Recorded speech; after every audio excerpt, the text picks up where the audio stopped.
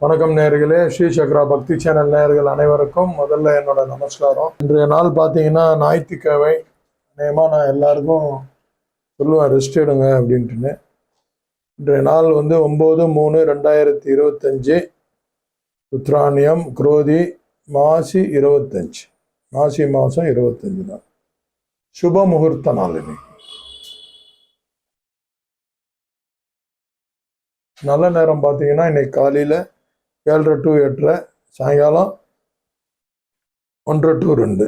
கௌரி நல்ல நேரம் பார்த்தீங்கன்னா காலை 10:30 to 11:30, மாலை 1:00 to 2. இந்த நாள் ராகுகாலம் 4:06 ஈவினிங் வரும். யமகண்டம் 12:01 மதியம் வரும். சூலம் மேற்கு, பரிகாரம் வெள்ளம். இன்னைக்கு நட்சத்திரம் பார்த்தீங்கன்னா அதிகாலை 3 மணி வரைக்கும் திருவாதிரை வருது, சிவனோட நட்சத்திரம். பின்பு புனர்பூசம். திதி பார்த்தீங்கன்னா காலை 11:24 வரைக்கும் தசமி, அடுத்து ஏகாதசி வரும். சந்திராசிரமம் எந்த நட்சத்திரத்துக்கு வரும்? விருச்சிக ராசிக்கு வரும்.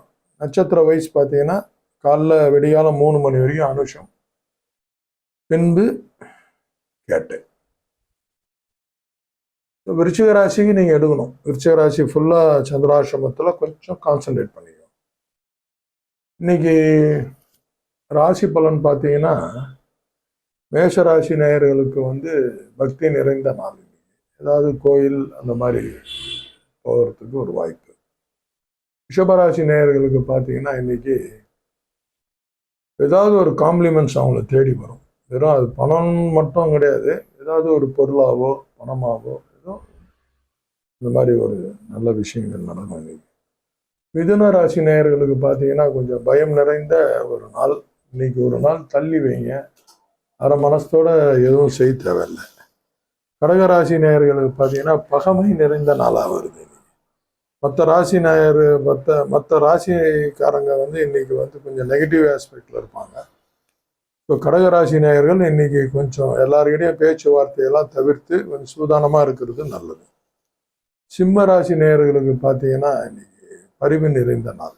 ஒரு இறக்கத்தனத்தோடு இருப்பாங்க. சிம்மராசின்னு தெரிஞ்சால் அதை போய் இன்னைக்கு அவங்ககிட்ட போய் ஒர்க்கை முடிச்சுக்குவாங்க. கன்னிராசி நேயர்களுக்கு பார்த்தீங்கன்னா பாராட்டு நிறைந்த நாள்.